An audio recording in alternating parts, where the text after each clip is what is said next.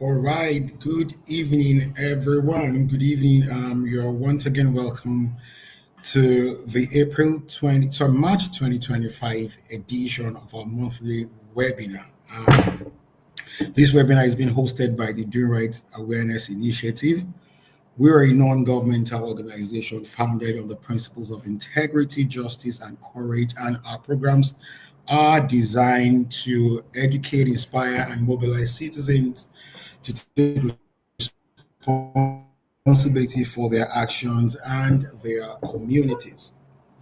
At the Do Right Awareness Initiative, our vision is entrenching uprightness in Nigeria, and we are the forefront of galvanizing a base of Nigerians who understand the negative impact of moral decadence and lawlessness on our country, and we are on a mission to build new thinking, new mindset, galvanize a base of Nigerians who sincerely desire to do the right thing every time and everywhere. Tonight, our focus is on doing right in the Nigerian financial industry.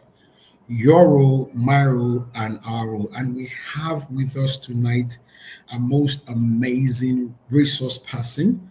Um, I want to say thank you so for joining us in the person of Elder UKAKMFR. By his permission, I really couldn't pronounce his full name. Um, as it's fondly called, is UK. So yeah, Elder UKAK. So we describe him, he can be fully described as a corporate chieftain and financial guru who earned his first degree in political science from the University of Lagos, and then he has a master's in project management technology from the Federal University of Technology, Owerri. He's a qualified chartered accountant while training at Deloitte before launching into his banking career, which spanned over 30 years. However, I like to add that he's an alumnus of Harvard, Wharton, in ISE. I mean, quite a lot of business schools all over the world. He was executive directors in two commercial banks before his appointment as group managing director of First Bank Holdings, a position he held for 6 years before retiring from banking in 2021. That's after 40 years of professional life. Currently, he's the executive chairman of Fairchild Group and sits on the board of the Development Bank of Nigeria as an independent non-executive director, amongst all other companies. The UK AK is a governing council member of the Chartered Institute of Directors. Is the chairman board of governors, the IOD Center for Corporate Governance, is a fellow of the Chartered Institute of Bankers of Nigeria, fellow of Chartered Institute of Management Consultants, a fellow of the Institute of Chartered Accountants of Nigeria, is a fellow of Chartered Institute of Directors of Nigeria, and Chairman Advisory Board, Lyford International High School in Ibadan. He holds the national honor of the Member of the Federal Republic (MFR) awarded by His Excellency President Goodluck Ebele Jonathan, and he is also a recipient of the Zeke Prize in Professional Leadership awarded in 2021. He's happily married to Elder Dr. Ganze AK, and they are blessed with children. Thank you so much for joining us tonight, Elder UKAK. Thank you very much, Toban. I'm glad to be here. Thank you so much. So please let's get straight into it. Right. When it comes to with your industry particularly, when we talk about Nigeria, what is the future? Also, what is the picture of the future that you see with specific respect to the Nigerian financial industry? Okay, thank you again, and I'm also happy to welcome joiners to this webinar. The future is quite bright. I think we have a very, very good prognosis of how the financial services industry will look like, particularly against the backdrop of what Nigerian banks and other players in that have done in the last few years, not within the context of Nigeria, in terms of um, defining the landscape, but also taking our services across West Africa, Africa, and the world. So we know that Nigerian banks are quite strong right now, well capitalized, and the additional requirement to increase capital by next year will give further boost to what we can do. But I speak to just those banks. But if you now begin to look at the products and services that we've launched over the years, I'm happy to say, without any fear of contradiction, that the Nigerian banks, in terms of services and products, we are far, far, far ahead of what you find in the first world. And I say that without any doubt. So in terms of our foray into Africa, I see Nigerian banks playing very domineering roles. Just recently, one of the banks announced their results. I wouldn't mention names, but it turns out about 51% of the profit of that group was generated from outside Nigeria. So that gives you a sense of the drive, okay? And then but beyond the commercial banks, you also have to look at the other players. So we are looking at insurance companies that are part of the financial services sector. We are looking at investment banks, they're all there. And then you know that digital play has become very important right now. So out of the 10, players in digital space, right, in Africa, about 7 of them are Nigerians, top. And I think about 4 or 5 are unicorns, meaning they have valuations in excess of $1 billion US. So overall, I think that we will see a higher influence of Nigerian banks and financial services industries players across Africa in the years to come. Our skills will be exported without any doubt into Africa and into the world. And we're going to see a major shift in the balance of dominance in favor of Nigerian financial services industry players. Fantastic. Thank you so much. That is so good to hear about Nigeria. But I mean, so when we talk about these opportunities, so let's start talking about the people now, right? What sort of mindset do you think we need to be able to lay hold of these opportunities in such a way that it projects Nigeria in the right light, especially among the cops? So one of the things that you have said that is important here is that Nigeria will play a pivotal and leadership role in the African financial renaissance, for lack of a better word. But let's not start to delve down into we as Nigerians. There is still the negative perception about the persona of a Nigeria, even across Africa. You go to Africa, you go to countries, you go to airports across Africa. There's this whole negative perception of the average Nigeria. So, what mindset do you think we need to start to adopt to be able to fully exploit the potentials that is right at our doorstep?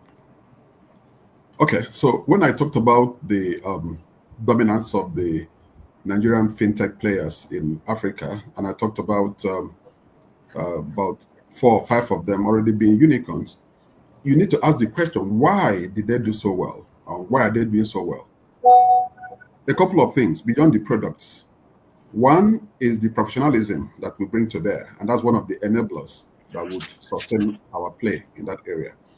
And it turns out this sector is so highly regulated, so you must play by the rules of the game across geographies.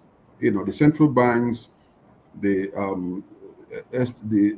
stock exchange, the insurance regulators, they play strictly by the book. So compliance with regulations, very important. Strong corporate governance will sustain our dominance in that area. All right. So if you look at the individuals that are running these businesses, you need a high dose of integrity, honesty, diligence. Those are the things that will endear you to partners, because you cannot grow organically. Sometimes you need to make acquisitions, M&A. And so people are looking not just at your ability to generate numbers, but whether in terms of compliance, in terms of corporate governance, in terms of the individuals that drive the businesses, they can take a bet on them. And I recall in my professional life, a couple of times I went on road shows. Some of the investors overseas picked on me personally to probe into my personality. And then they said, we are making a bet on you. Because if you're not honest, it means that whatever numbers you present will lack integrity. And so that is very important. So the personality of the CEOs driving each business will speak for the company. And I think we are going to see increasingly a great infusion of persons of integrity as they expand their businesses. Also, I mentioned corporate governance. I think that one of the things that would help us in sustaining our market dominance is when we begin to introduce international board members. So we look beyond Nigeria and begin to shape our practices around global best practice, meaning there is nothing to be ashamed of in saying I would like to bring international expertise into my business so that perspectives are a bit wider and then the base of consultation is stronger. So I think that those are the ingredients. One, respect for regulations, compliance is very important, professionalism, ethics, diligence, integrity. Those are the things that are the building blocks that will ensure our continuing dominance of this space. Fantastic. Thank you so very much, sir. So let's start to focus on you now, right? You did mention how that your character and integrity have spoken to you on a roadshow, but I mean, I worked in Access Bank. I worked in the banking industry a while back, and I know at times it's tough, just doing the right thing, even though it is a regulated sector. So my question to you, sir, is what has been your greatest challenge in doing the right thing in building Nigeria? And how have you been able to navigate these, considering how sensitive the financial market decisions can be? Well, I would say that... Can I say that again? Did you understand that? Sure. I got the question clearly. The challenges, one has had to confront in being an active player here and especially in doing the right thing in that sector. I would say, Toba, that every person, every player, and every officer, every official of a bank, is a product of his environment. Yeah, and so I'm a product of my environment, and I believe that the foundation, without being immodest, was well set. My father, obviously a civil servant, public. A civil servant, let me stick to that, was quite insistent on doing the right things. And I'm also from a community that prides itself as being propelled by accountability, right? So there's a consequence for behavior or bad behavior, as the case may be. So when you have those ingredients and you have a name to protect and you are decent, then it helps you to perhaps rise above some of those, tendencies that may seek to distract you from doing the right thing. And I live by a mantra, which I picked, from the holy books, and I'm not. I think I should share it. I think it's from 1 Timothy chapter 6, verse 6, which says, "Godliness with contentment is great gain." So you have to ask yourself, when is it right to say no? Even in the midst of temptations and trials. So just being satisfied with what you have accomplished and hoping that you would be able to transition to higher levels with a dint of hard work keeps you on that straight and narrow path. Have there been temptations? Of course there have been, because it's a matter of balancing interests. So you get into situations, whether it's at the committee level or a group setting, where you have to make a decision and you are contending with unknown interests And therefore, being able to strike a balance between what is in the larger interest of the company, organization, and also the interest being propagated or projected has always been a challenge, and it will continue to be. Now, what unifies us is, in the grand scheme of things, all that we do, is it in the overall interest of the institution? So your role and my role has always been to remind everyone that we are stewards. If you are at the level of CEO, you are a steward. Steward in the sense that you are accountable to the owners of the business. You are accountable to the regulators. Some may have interests that conflict, but your role is to try and align those interests for the benefit of all stakeholders. All right, so everyone gets to benefit from your astuteness. Everyone gets to benefit from your professionalism. At the end of the day, interests are aligned. So I think I will just, keep it that brief, that it is one thing to come with a mindset of wanting to do good. It's another thing to understand there are other parties that may not have the same mindset. So being discerning and applying wisdom can help you navigate those whole situations and still deliver the right outcome which benefits everybody. All right, sir. So sorry, sir, your camera is not showing. I don't know if that is. Can you help us check that, please? Okay, I'm good. sorry about that. Sorry. Thank you very much. Thank you very much. Okay, so very quickly, let me quickly, before we go on break, I just want to latch on something you said, the application of wisdom to be able to navigate a certain situation. So is it possible by any means that you give us a practical experience of how you have had to apply wisdom to balance different interests, just especially for the younger or polymobile people that may be on the call? Okay, let me start from the top and I'll come back to the base. In my last assignment in the corporate world, I was group managing director of FBN Holdings PLC. And you are dealing with shareholders in excess of about 1.5 million across the globe. And it turns out quite a large percentage of them are in Nigeria and are retail shareholders. And they need dividend payouts on a regular basis. Institutional shareholders, the foreign-based shareholders, foreign shareholders, want you to plow back the earnings for the future growth of the business. So how do you strike a balance? On the one hand, you want to benefit the retail shareholders in Nigeria. On the other hand, you want to grow business organically. So those are contending interests you need to balance. And when you go to the AGM, how do you now respond to those questions when they come up? So that is the fact, I made the point around balancing the interest. Now, having said that, for the younger ones coming up, there is a price to pay for a prize. Two different things. There's a prize for every prize. And what that means is that you need to check whether the benefit that will accrue to you today on account of winning a business, for instance, would sustain you in the long run. Or in the final analysis, the method of generating business may be counterproductive to the interest of the company, in which case you stand a chance of losing your job if you don't apply or play by the rules of the game. All right, so again, being in that place of conflict to generate numbers, to generate profits or volumes as given to you by the manager or whoever, versus doing it in an ethical manner.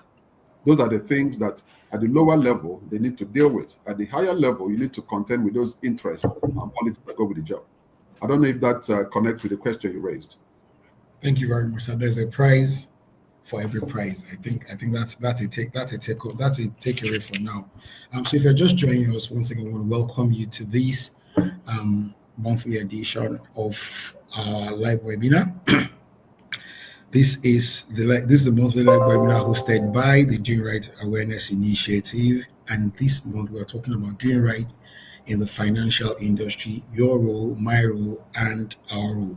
We have been speaking with Elder UKAK, who is the former chairman of First Bank Holdings, and it's been a pretty former group managing director, please. Former group managing director. Okay, my apologies for that. Former group managing director. And it's been pretty insightful. One of the key takeaways that we have gotten over our first set of conversation is that the prognosis for the financial industry for Nigeria, especially in taking on Africa, is very good. Okay, thank you very much. We have questions from the audience. And of course, he has also mentioned the fact that if we need to fully take on these opportunities, we have to be able to cultivate professionalism, integrity, good corporate governance, ethics, diligence, and diligence, in our work. And then one of the things that has been very instructive for me in this session is the fact that family values, societal values, and personal values that are based on strong foundation are things that has been very helpful in his journey, and those are things that we may need to pay attention to, even as Nigerians that are willing to do the right thing. Thank you very much for this first session. We need to go on a very short break now, and when we return, we'll get back to the questions. But thank you so much, and thank you. This is a special invitation from me to you, inviting you to join us at the 5-day celebration of our 40th anniversary at Guiding Light Assembly. I'm sure you won't go back the same way you came. God bless you as you come. GLA is 40.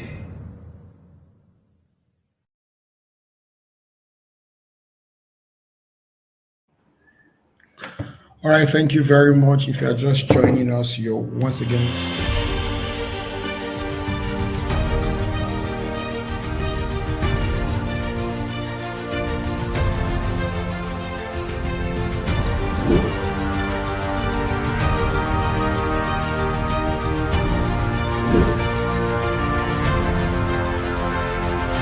This is a special invitation.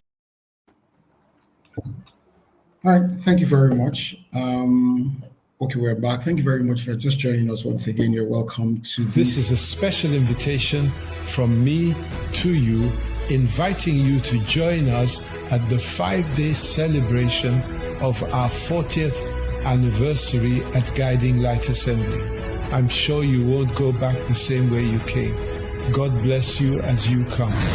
GLA is 40.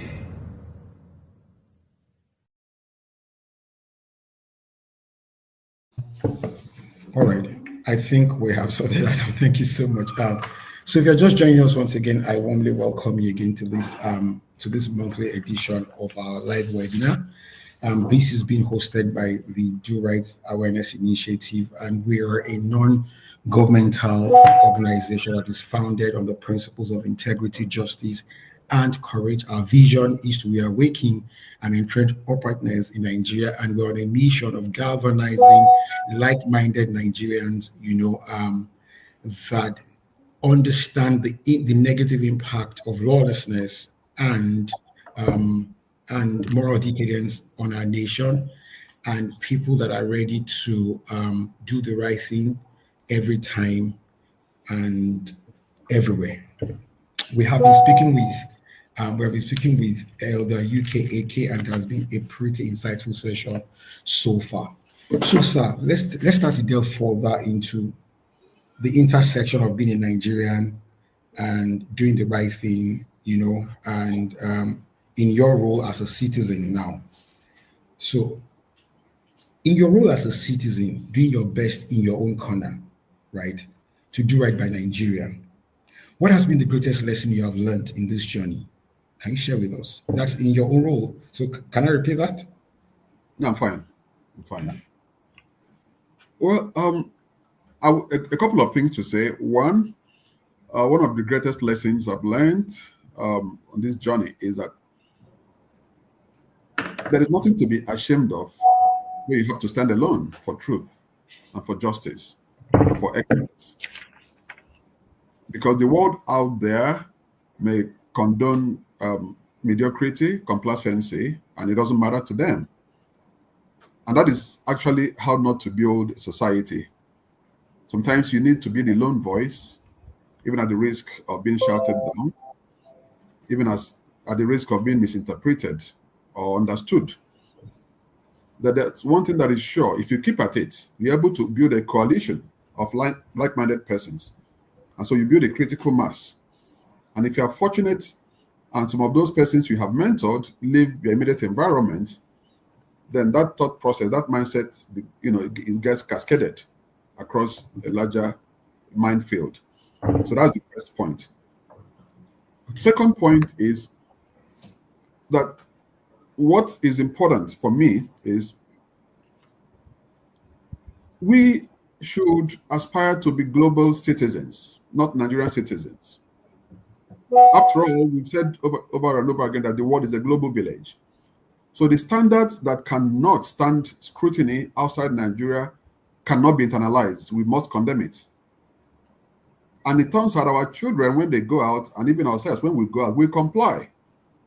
All right. So I think it's important for us to understand that the Nigerian way of doing things may not sustain us in the long term. And the earlier we, got around that, the better for us.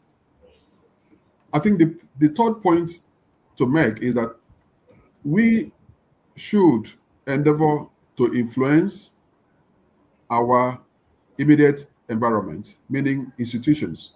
Let's try to develop institutions, build institutions, rather than focus on building men, great men. Because when you have a multiplicity of big men as a clash, and that's not what you want at all. But you have institutions that align in terms of values.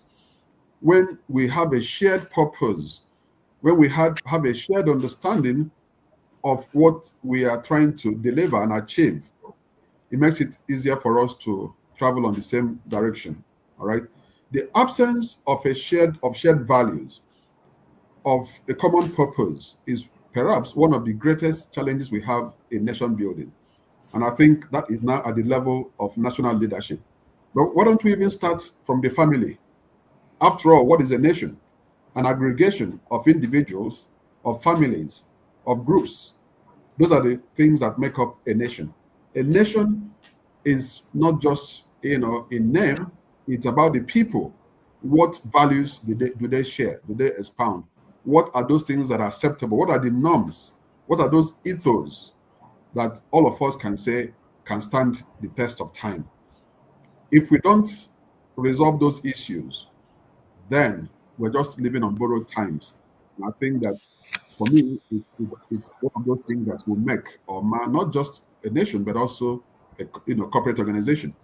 The values, the principles that we uphold, and is one of the challenges I've had to deal with, getting people to understand that there is no Nigerian way of doing things.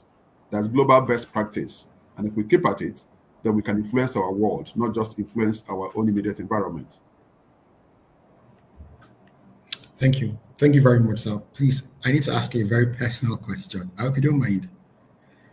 I'm here. So when you started off this section, you started off by talking about standing alone, right? You did mention that. So I'd like to ask you, has there been any time when you chose to stand alone and you paid a price for standing alone? Does it come with paying a price?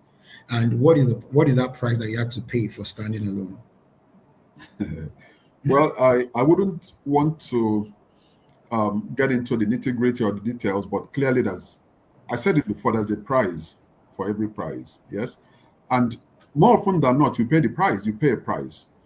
It could come from withheld promotions. It could come from withheld recognition. It could come, with transfer to an unfriendly environment. It could come from, being relegated or being ignored. All of those things happened to me. I mean, I have 40 years experience post-graduation, so I cannot say that it's been, a bed of roses. And I started my career in an environment where accountability was the watchword. I mean, you read my profile. I worked in Deloitte, an accounting firm, one of the top 4 in the world, and still is. So you had to be trained, to be very clinical, very clear in what you want to do, meaning integrity, because people are going to rely on your opinion to make investment decisions. And I moved into the bank, even though moribund now. I worked in Diamond Bank for 19 years, a test of loyalty, if you ask me. And then in First Bank for another 11 years and another 5 years. So the point is that in the nearly 40 years of my post-graduation, I've had to go through those denials, those rejections on account of a principal stand I took. But did it stop me from achieving my career objective? I don't think so. Meaning that there is nothing wrong, with standing alone and taking the bullet and saying, okay, if I don't succeed now, it's like mixing confusing the trees with the forest. The tree is only one of the elements in the forest, yeah? Even if you miss the tree, just keep your eyes on the forest and you'll be able to win the prize. So I think that in our different ways, in our different settings, we've had to pay the price, for just standing alone. And I'm not definitely going to say I haven't paid the price, but it did not stop me from fulfilling my career objectives and goals. That's what is more important to me. Thank you very much, sir, for that. Thank you so much. So we have a few questions from the audience. They are more very personal development. They are more very personal questions based on personal development. So I'd like for us to go on a short break now. When we come back, I will be asking those questions. Please, can we have the video at play? Thank you very much.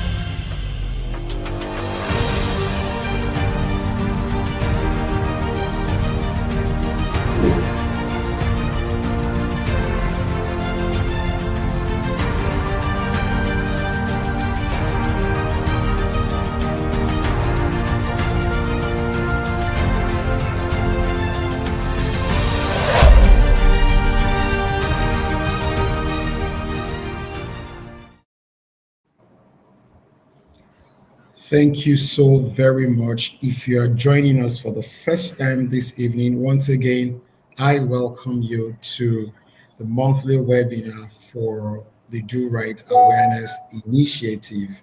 At the Do Right Awareness Initiative, our vision is reawakening and entrenching uprightness in Nigeria. And our mission is to mobilize like-minded Nigerians who understand the fundamental damage that lawlessness and moral decadence have done to a nation, and the imperative of reversing it, to join development of a movement to initiate a rebirth, new mindset where every Nigerian sincerely desires to do the right thing everywhere and every time. We do this by entrenching our values of integrity, diligence, respect, compassion, justice, courage, and meritocracy. Tonight, our conversation has been around doing right in the Nigerian financial industry, my role, your role, and our role. And we have been joined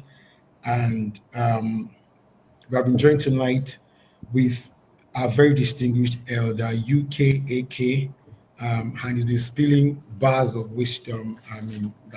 That speaks to the core of to the soul of the topic. Once again, thank you very much, sir.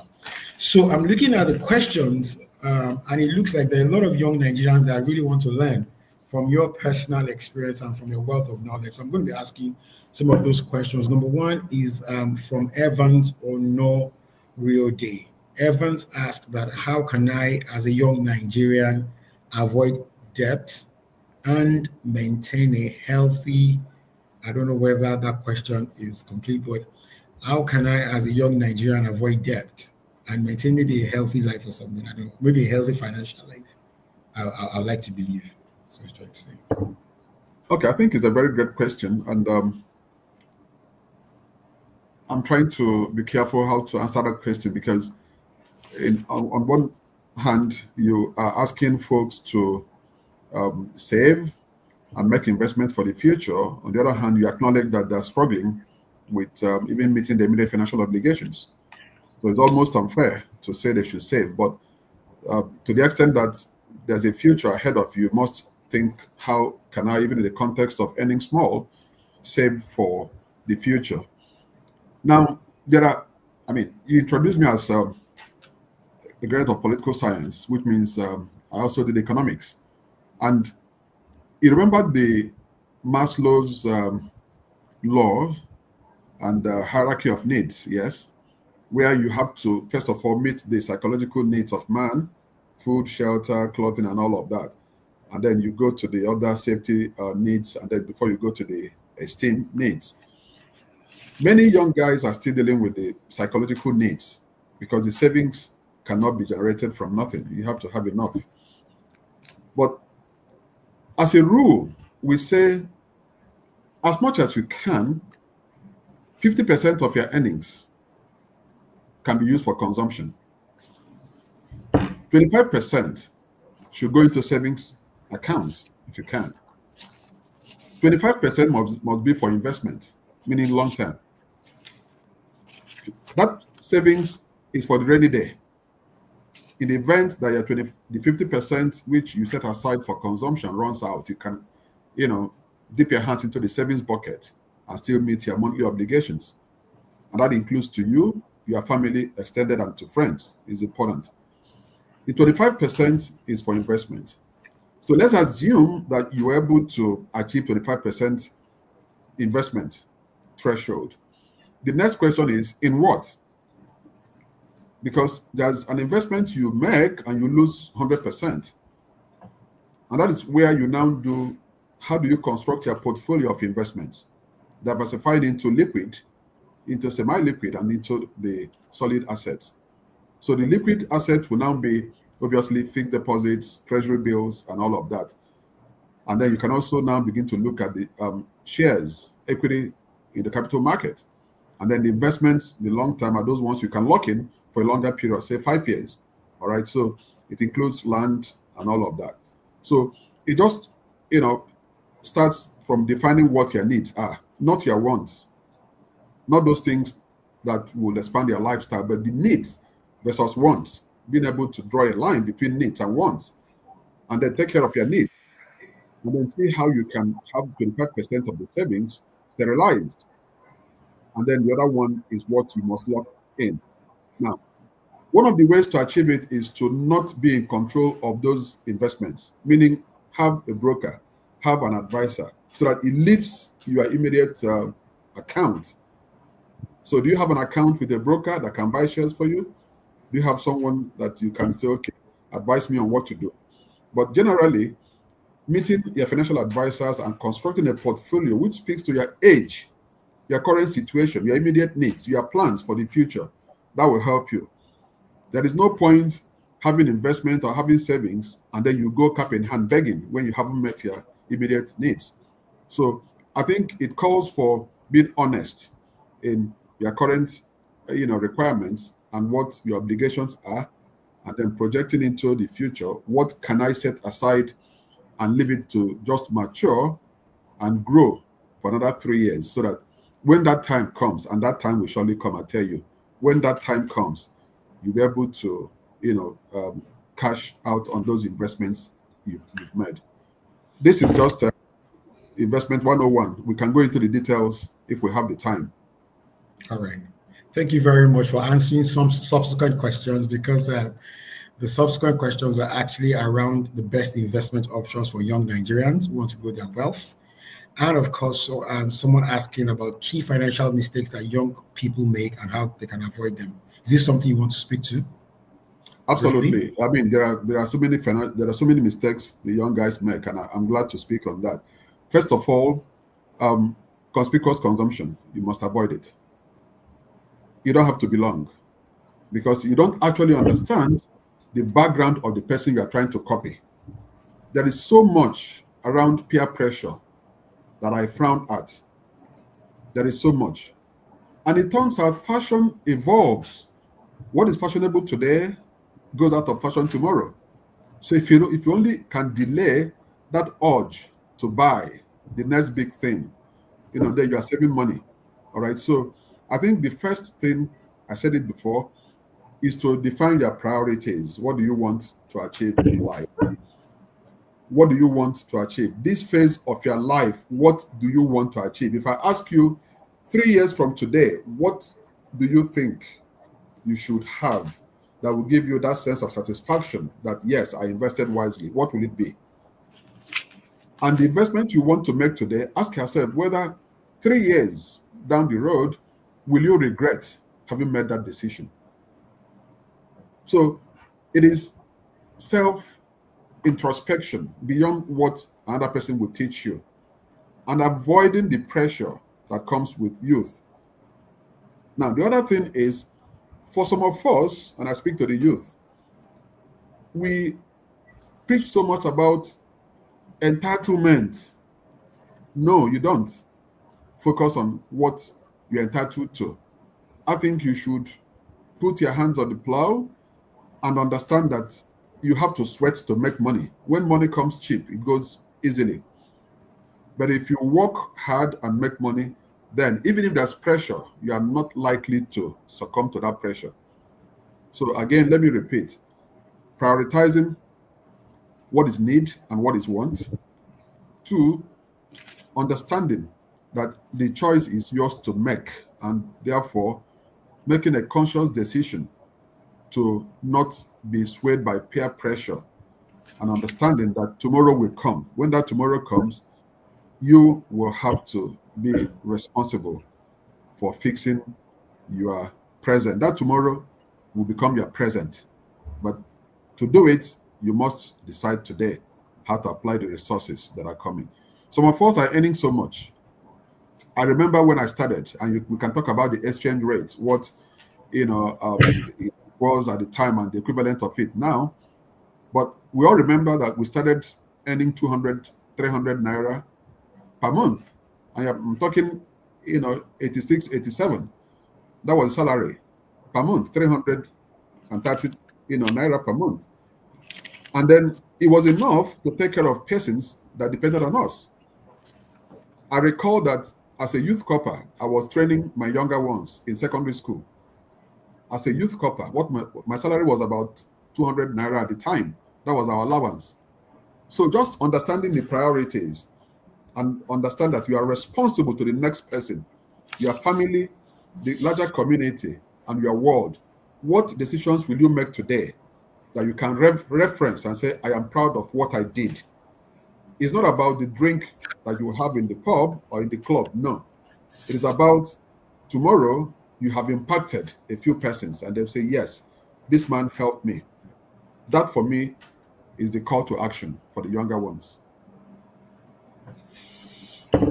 Thank you so very much. I mean, the trajectory of this program is tending towards a life class, and I think we're all here for it, especially from the questions that are coming up. So I have another question from Choma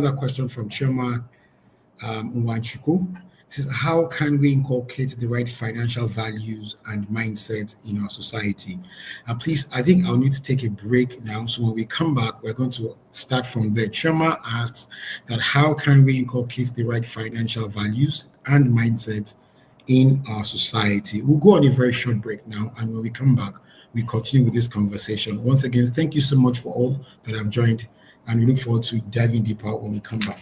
Can we have the break? Thank you so much.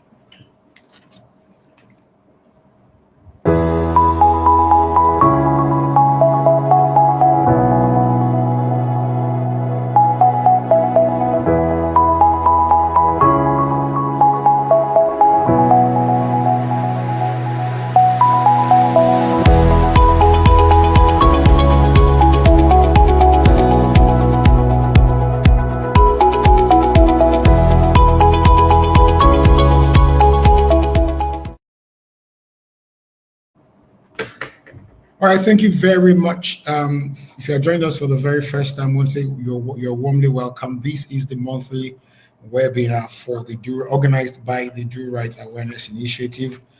The Do Right Awareness Initiative is a non-governmental organization that is founded on the principles of integrity, justice, and courage. And our programs are designed to educate, to inspire, and to mobilize citizens to take responsibility for their actions and their communities. Our vision is to reawaken and entrench uprightness in Nigeria. And our mission is to mobilize like-minded Nigerians who understand the fundamental damage that lawlessness and moral decadence have done to our nation, and to join the movement, to join the development of a movement that will initiate a rebirth, new mindset where every Nigerian sincerely desires to do the right thing every time and everywhere. Tonight, we have been joined by our most distinguished elder, UKAK, and the topic for tonight has been Nigerian Financial Initiative. So the Nigerian financial industry, doing right in the Nigerian financial industry, your role, my role, and our role. Before we went on the break, we had a question from Chioma Ijoma Wanchuku, which is how can we inculcate the right financial values and mindset in our society? But please, my apologies, before you take that on, this webinar is a quarterly edition, not a monthly edition. I apologize for that. Quarterly edition, not a monthly edition, please. Thank you. Okay, that's a question I would like to address from the root, and I think it speaks to setting the right foundation and allowing people to grow, into the right habits, and it speaks to financial literacy. What do we know around financial literacy? Where is it taught? We end up, getting to be aware of responsibilities and investments only after we start work. But then you should actually start from the school. What are you teaching them? Thrift. Most advanced economies, they have a structured approach to mobilizing savings, capital accumulation. And so for us to be able to, inculcate the right values, it has to go back to kindergarten. It has to go back to what we teach folks at home. I don't know about you, Ijoma, but I grew up having a savings box where if you had some gifts from uncles, from aunties, you were encouraged to drop it in that box, a piggy bank. So all of those things helped in inculcating values about savings. Savings doesn't happen overnight. And then the second thing you do will now be to expose yourself to the financial products that suit your age. And that's why I talked about the advice from financial advisors or brokers. Every bank, I dare say, has a department or a group that can structure products that will suit your age, your purpose, and of course, the duration of the investment that you need. So just allowing yourself to belong to clubs and to come into settings where these things are spoken of, are taught, can build the right values. You'll find them in schools. I remember when I was in University of Lagos, one of the clubs we had at the time, I don't know if it still exists, was ISEC. ISEC taught us management. ISEC exposed us to banks, to companies.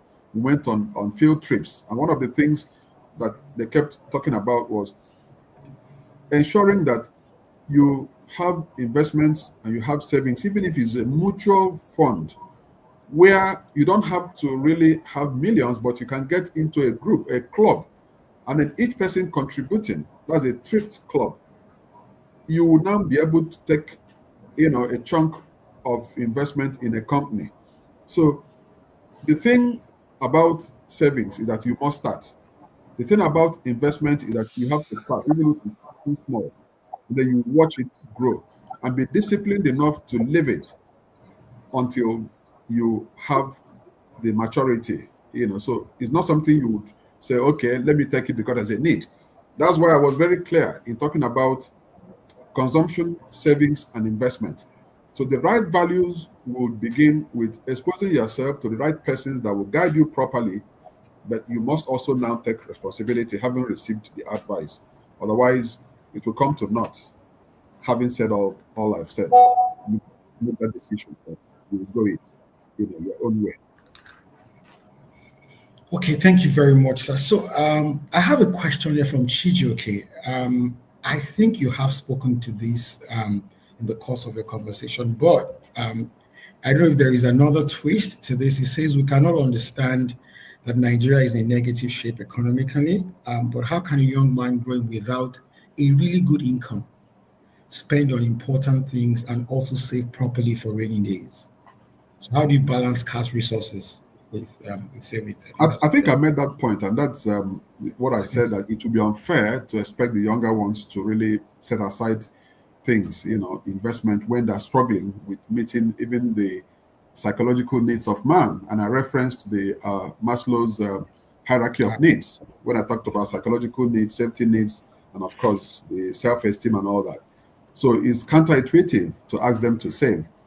But we have also seen persons that said, look, who cares if I'm wearing just one pair of jeans, black, and I have the second color blue? Who cares? And some of us travel overseas, and we see that some of the biggest and the richest investment bankers, they wear their trainers, they wear their jeans, they wear their t-shirts. So what is this big deal about buying Gucci? What is this big deal about buying all these flashy things when you can actually do without them? What is this? Recently a video made the rounds about someone that said it's so expensive to survive in Lagos. You can't even take Uber, 35,000 naira. I hear you, it's good to have comfort, but what about the public transportation? 2 weeks ago, I went to Ibadan, and you read out my profile. I'm on the advisory board of Life Fort International School in Ibadan. I rode the train. I did. I used the train from Lagos to Ibadan. I came back by train. It didn't diminish me, and it was 9,000 naira, first class compartments, cabin, 9,000 naira. So I could also have used my vehicles. I could have used two vehicles. One may break down, the other one I will continue. But I will go to and fro, will have, cost me 200,000 naira in fuel alone. But I spent 18,000 naira. So it wouldn't diminish you if you prioritize your needs, not your wants. There is so much challenge we face. I acknowledge that. I'm the first to raise my hand and say we are struggling. But in that struggle, you can be a bit more disciplined and say to yourself, things can actually get worse than this. Therefore, I must save. I can also tell you that some of us survived the war and are still, bear the scares of the war. 3 years, after my birth, the war broke, and we lived in the bush. We were trekking 2-3 miles as a 3-year-old. I was being carried in a basin. That is my story. All right? But we survived it. And today we're speaking to, people that have endured the pain of the Civil War, people that have endured the pain. And I also can tell you, I lived in the North. I worked in the North for 6 years after university. And I traversed the length and breadth of the North. There is no city in the North, major city, I haven't been to. Why am I telling this story? I could have walked to serve in Lagos. After all, I schooled the University of Lagos. I could have pushed to be posted to Abuja or to Ibadan or to Port Harcourt. But I chose to hide. Why? Because I needed to live a low-profile life. I studied political science, but I qualified as a chartered accountant after 4 years. It was sacrifice. I took the pain. Without pain, there is no gain.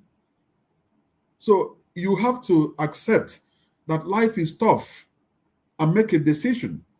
Out of this whole thing we're talking about Nigeria, people are making money and building empires, building businesses, young guys that are hustling, that are doing great things. So I am not suggesting, please, that it's going to be easy, but I'm saying that it is possible. You have to have a shift in your mindset, a paradigm shift, and understand what you can do to have extra 50,000 naira every month, what you can do with that 50,000 naira. I can also tell you that in my previous life, we used to buy things from Aba, because I grew up in Aba. I'm ABU, Aba brought up. And then you go there, you buy shirts, you buy jeans, you buy things that are made in Aba. I used to wear Aba-made suits by presidential tailors, which, by the way, had a shop in London at the time in the 80s. Out of Aba, he was sewing and exporting into London. But then you buy those shirts, and then on the streets of Lagos, Broad Street, Marina, you sold those shirts 4 times the cost of those shirts from Aba. We were making money as a student. Those are the things we did. So it's not about how much you have, is how you will spend the little you have. You know the story of 011, 001. We all did it. My allowance in the university from my father was 45 naira a month, nothing more than that. 45 naira. So it was now my prerogative to either drink or smoke or eat with it. And we were doing all of those things to save money for other things. So as I sympathize with the younger ones, I also think there's an opportunity for us to just learn to not put ourselves under so much pressure wanting to belong. The little you can save can go a long way. I hope that impacts someone. Thank you very much, sir. We are really out of time. In just 1 minute, I want you to just tell us how do we galvanize a base of people that want to do the right things, especially in our workplaces. How do you do that in 1 minute, please, if it's possible? Thank you. Well, it's to build a critical mass. Your voice is okay, but it's not good enough. You need to have wider base of influence.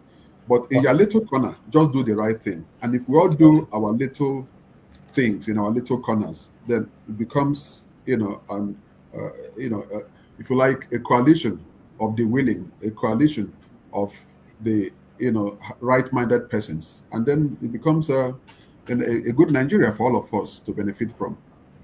Okay, thank you very much. Thank you very, very much. Sir, it has been a very impactful session.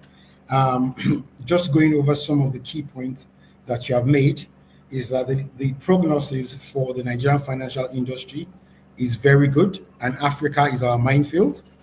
But in taking on this opportunity, we have to cultivate professionalism, integrity, honesty, diligence, a good sense of ethics, good corporate governance practice as well.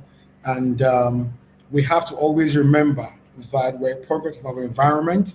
So we should place emphasis on solid family value system, solid societal value system, and there should be consequences for bad behavior. I think that is something that you said that is very important. Stewardship is also a rule of thumb. That is something that I've also learned.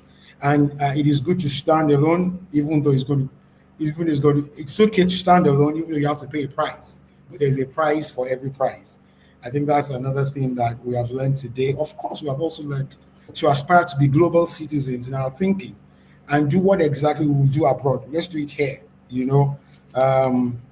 We also have to learn to influence institutions that have shared values and common purpose. And then I think just in speaking to young people, the advice to them is to structure their earnings in such a way that you have 50% savings saved for the rainy days. And of course, to realize that you don't have to belong as much as possible, avoid peer pressure, understand that life evolves and life is in stages, define your priorities, avoid entitlement mentality, and be ready to do the hard work as a young person, and then prioritize your needs from your wants. I think those are very key takeaways from this session for tonight. Thank you so much, sir, for actually being with us for tonight.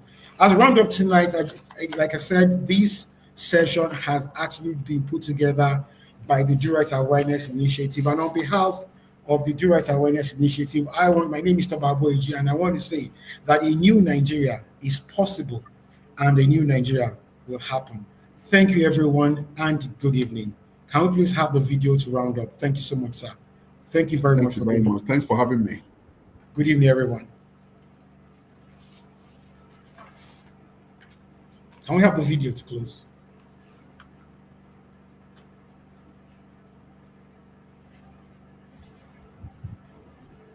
Okay, I think there is a technical glitch with that, but in any case, it has been very good having you, sir, and thank you all for joining us. We'll see you again next quarter. Good evening. Thank you.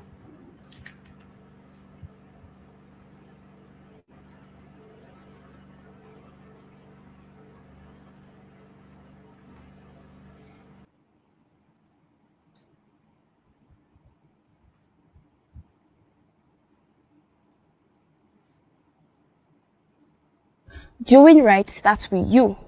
Every choice, every action can create a ripple effect that transforms our society. At the Doing Right Awareness Initiative, we believe in the power of individuals to inspire change. Join us today across all social media platforms at Do Right NG. Let's do right together. This is a special invitation from me to you, inviting you to join us at the 5-day celebration of our 40th anniversary at Guiding Light Assembly. I'm sure you won't go back the same way you came. God bless you as you come. GLA is 40.